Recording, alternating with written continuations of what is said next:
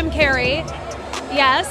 What? I've covered a lot of fashion weeks. This is the first time I've run into Jim Carrey.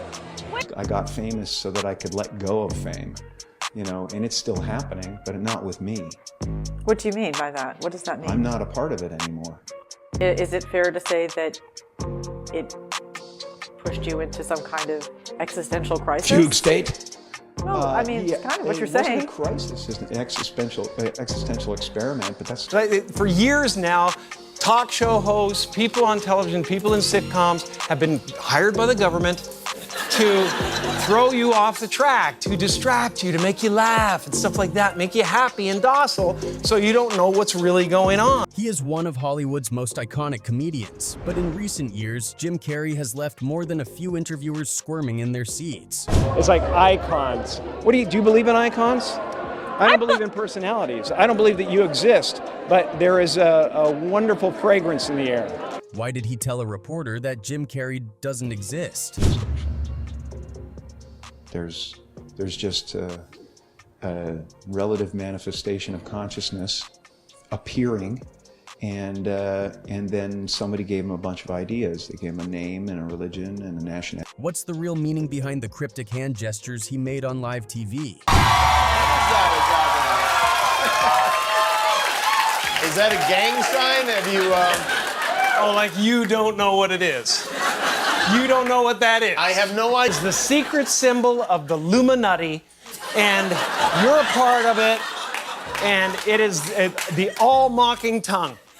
And why does he keep exposing the dark secrets of Hollywood? And they get out there in the woods in a circle, naked, and they decide these things, and, you know, and... Yeah, look at him trying to come it out. It's hilarious. From calling out secret societies to mocking the very industry that made him famous, Jim Carrey seems to be dropping breadcrumbs for us all. But is he just unhinged, or is he trying to warn us? Let's start with the moment that shook the internet. It was New York Fashion Week in 2017. A night of glitz, glam, and, well, Jim Carrey doing what Jim Carrey does best, turning the ordinary into the utterly bizarre. While most celebrities arrived with charm and rehearsed sound bites, Carrey came ready to flip the script. From the moment he walked up to the reporter, it was clear this wasn't going to be a typical red carpet exchange. Instead of a polite hello, Carrey circled the reporter like a curious animal, a move that threw her off balance right from the start. "Hey, Jim Carrey," the reporter greeted him, trying to keep things light. She joked about him wandering the streets looking for a date to the party, but Carrey wasn't playing along. I'm doing just fine. I just, you know, there's no meaning to any of this, so I wanted to find the most meaningless thing that I could come to and join, and here I am. The reporter, clearly caught off guard, tried to steer the conversation toward the event's theme, icons. Surely celebrating icons was something everyone could get behind, right? Not Jim Carrey. "I mean, you've got to admit it's completely meaningless," he said, doubling down on his earlier comment. The reporter, now visibly nervous, tried to salvage the moment. She mentioned how icons can inspire others and change the world, and this is where Carrey really leaned into his philosophy. We could come up with, it's like icons. Do you believe in icons?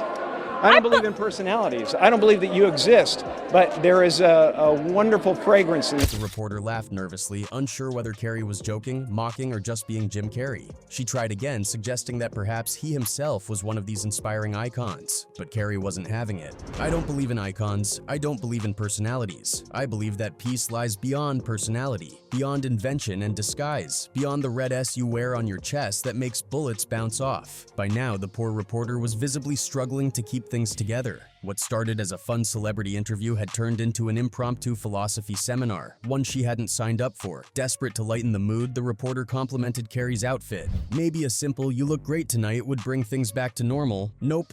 No, I didn't that an get dressed accident? up. I didn't get dressed up. Who did? There is no me. There's no you. No. We're not here. This is a dream? There's just things happening. And there are clusters of tetrahedrons moving around together. Okay. Yeah. At this point, the tension was unbearable. The reporter laughed nervously again, trying to match Carrey's energy, but it was clear she was out of her depth. In a last-ditch effort, the reporter pivoted to current events, asking Carrey about the real-world issues making headlines. But instead of a thoughtful or relatable answer, Carrey delivered a bleak mic drop. "It's not our world. We don't matter. We don't matter." And just like that, the interview ended on a note of existential dread, leaving the reporter stunned and probably rethinking her career choices. Jim Carrey's red carpet antics that night weren't just about being quirky. They were a deliberate act of rebellion against the superficiality of events like Fashion Week. By calling out the meaninglessness of the occasion and rejecting the idea of icons, Carrey was holding up a mirror to celebrity culture and questioning its very purpose. But while his intentions may have been philosophical, his approach left the reporter visibly uncomfortable. Red carpet interviews are supposed to be light, fun, and celebratory, not a deep dive into the nature of reality. For someone expecting quick sound bites and cheerful banter, Carrey's existential musings were probably the last thing she wanted to hear. Anyway, Carrey's interview with The Wrap took even seasoned fans by surprise. It wasn't just an interview. It was a deep dive into the nature of identity, the illusion of fame, and the existential truths Carrey seems determined to share with the world. When asked about how playing Andy Kaufman in Man on the Moon impacted him, Carrey's response was anything but conventional. He explained that embodying Kaufman forced him to confront the idea of identity itself.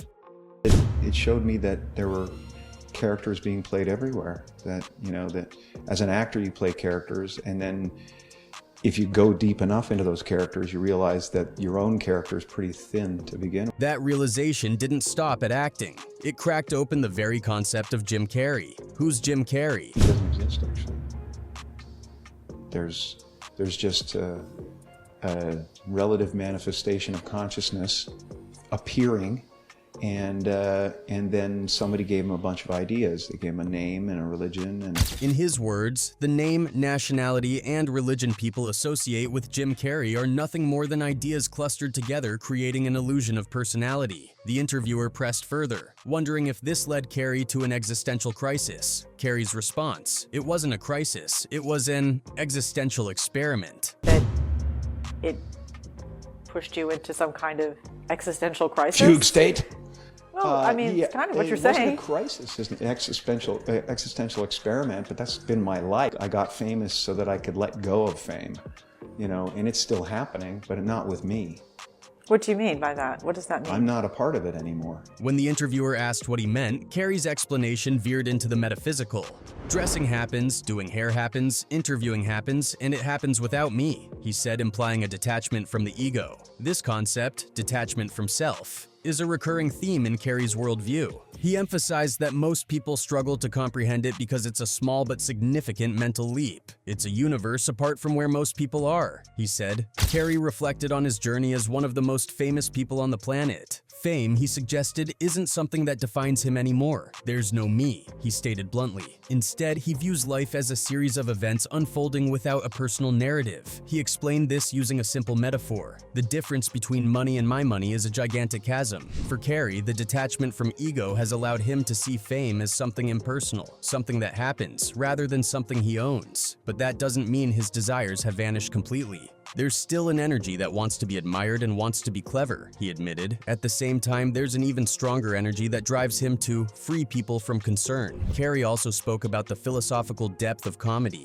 particularly in the context of Andy Kaufman. Comedy is often profound, he said, praising Kaufman for being someone who wasn't afraid to cross into the unacceptable and the unexpected. To Carrey, Kaufman represents not just an artistic boundary pusher, but a metaphorical journey beyond the belief in the Maya and the virtual game grid we're watching. When the interviewer asked if this perspective made Carrey more at peace, his answer was as cryptic as it was poetic. It doesn't make me a person, but there is peace, he said. There's gratitude, wonder, and excitement, all of it happening and rising out of nowhere. Jim Carrey's take on life isn't for everyone, and his philosophy can be hard to grasp at first glance. But in moments like this interview, he offers a glimpse into a worldview that challenges the norms of fame, identity, and existence itself. For Carrey, it seems, life isn't about being someone, it's about letting go of the need to be anyone at all. And while that might sound daunting, Carrey insists it's not scary. Instead, it's freeing. In any case, fans were quick to comment on this interview.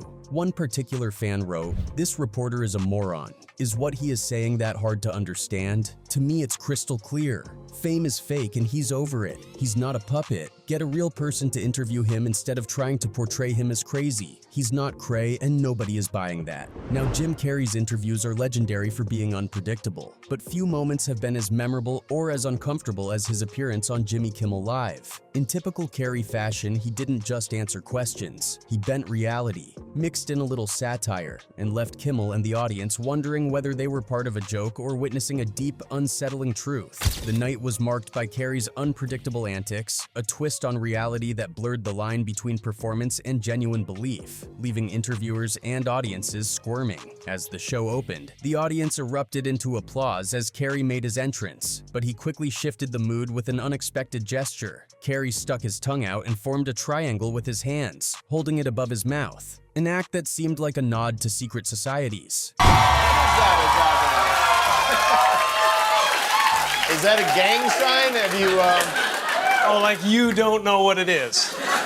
You don't know what that is. He went on in a tone that suggested he was letting Kimmel in on a big secret. I have no idea. Jimmy Fallon doesn't know. David Letterman doesn't know. All the comics and show business don't know what this is, right? The room was filled with laughter, but there was a tinge of tension in the air. Carrey was just getting started. With a dramatic flair, he leaned into the joke and said, "This is the secret symbol of the Illuminati, and you're a part of it." The audience burst into laughter, but Kimmel, caught between amusement and uncertainty, responded, "What? Seriously?" Carrey didn't stop there. He began to weave a tale that mixed absurdity with truth, at least in his eyes. "It's the all-mocking tongue," he continued, adding, "and I'm sick of it. I want everybody to be in on the joke, man." His monologue took a wild turn as he claimed that the people on television, including talk show hosts, were hired by the government to keep the public distracted.